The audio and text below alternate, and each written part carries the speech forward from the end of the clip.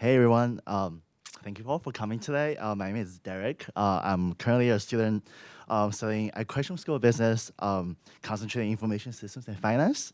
And today I'm very pleased to share with all of you my Keystone project that I've been working on for the past year and a half, which centered around the higher profile relationship between Taylor Swift and NFL star Travis Kelce. Before you get started, this project was made possible with the help of Professor Susan Grant. She's the leading marketing professor at Question, as well as many of my professors here at Kilachand, as well as all my friends for being here today. I just want to give you guys a huge shout out and thank you for all of your support and guidance throughout the last year and a half. Okay. Yeah. So first, I want to kind of give you guys some background to how this project came to be. A celebrity that kind of needs no introduction for everybody. Taylor Swift and the World of National Football League intertwined in 2022 when the news of her relationship with Kansas City Chiefs superstar tight end Travis Kelce made headlines in the news.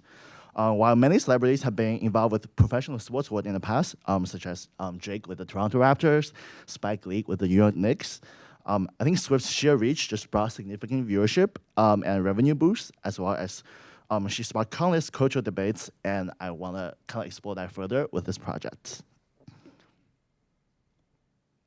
So before we get into my findings in my research, I kind of just want to quickly mention that this project is divided into 3 different sections, as you can see here. The first section is to analyze kind of like the financial gains behind Swift's involvement with the NFL. All the data that I have collected through this analysis are through literature reviews, as well as just data released by the NFL.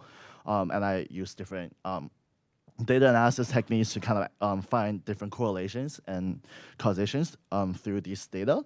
Then the project would dive deeper into the fan backlash by traditional football fans.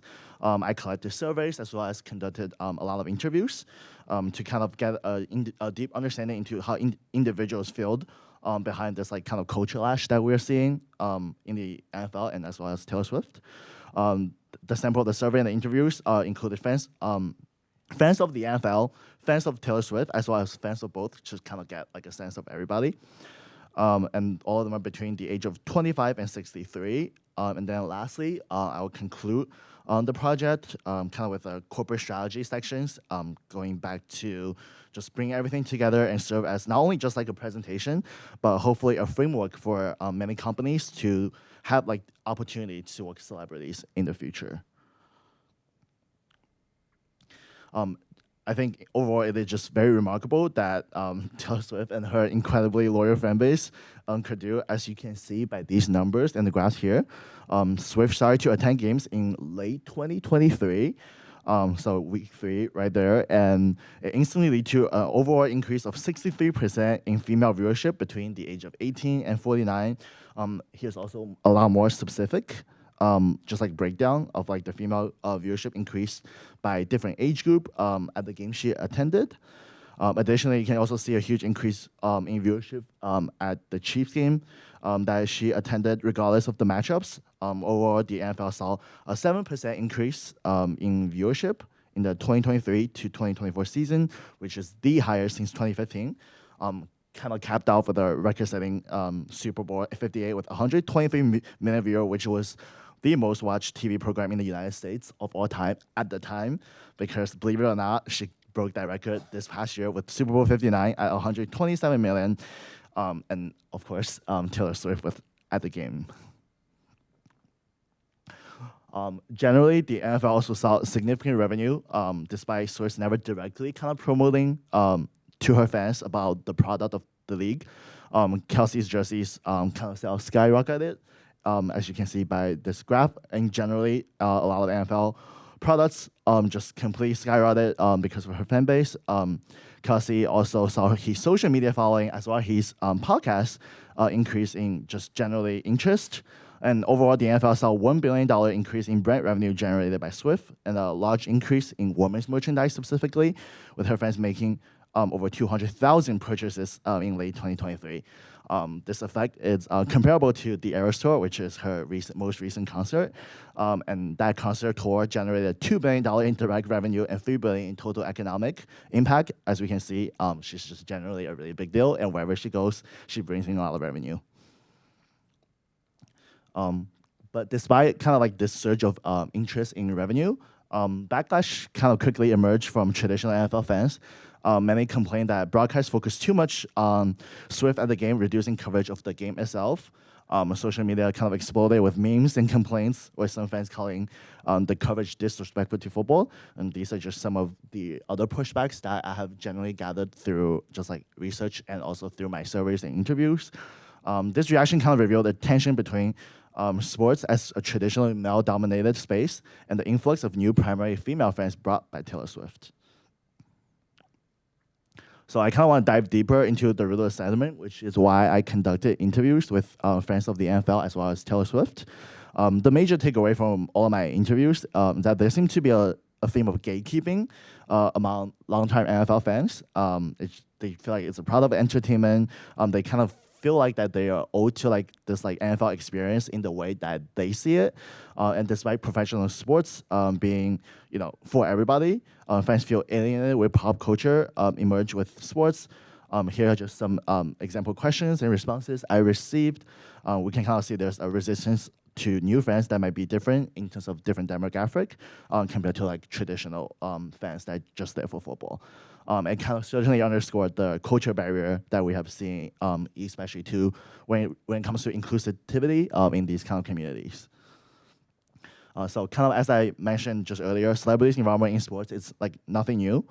Therefore, any backlash that she and her fan base receive isn't just about celebrity, the fact that she's a big celebrity herself, but it was about gender and about who she is. There are deeper gender dynamic beyond the 25 seconds of airtime that she receives every game, at every Chiefs game or at the game she attended. Even with a lot of the positives that she brought to the game, we find this among a larger societal pattern where female influence is often welcomed financially but rejected culturally. This can be a big point for future research, not just about female celebrities influencing sports, but also pop culture in general. I ended my interview with some pretty open-ended questions, just like about the idea of like belonging in sports fandom. So what does it mean to belong in sport culture? Many Swifties found joy and community into the NFL and brought countless engagement to the league through whether it's through their social media, like making TikToks or like merchandise purchase, or just generally even buying tickets and attend the game. I think this moment really forced the NFL, and I challenge everybody to think of this as well, to like ask yourself this tough question: who the NFL is really for, and who decides what a real fan looks like. To just wrap up everything, I kind of look at this case overall from a business perspective. This moment is a masterclass for the NFL, I would say, in terms of just like branding opportunities and celebrity partnership. And generally, any celebrity partnership is not just regular PR.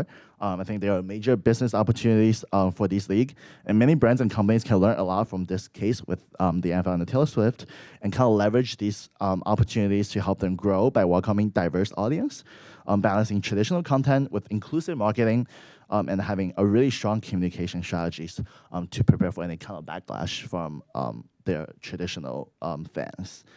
That's it for my presentation. Thank you for listening.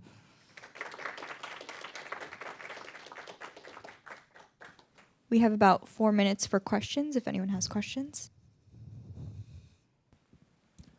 Yeah, great project. Thank you. Thank you.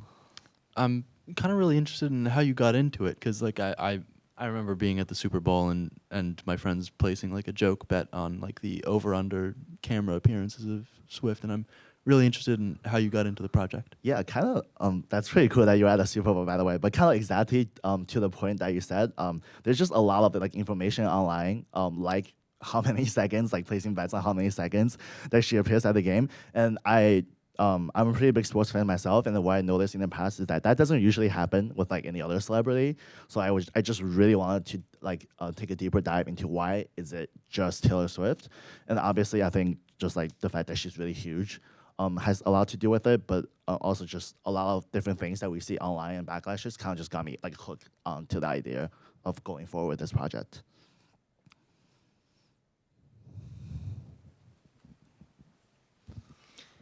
Congrats, Derek. This was really, really interesting. I'm just curious if there's anything that really surprised you in your research. You know, something you just really hadn't expected that came out of some of the responses or your analysis.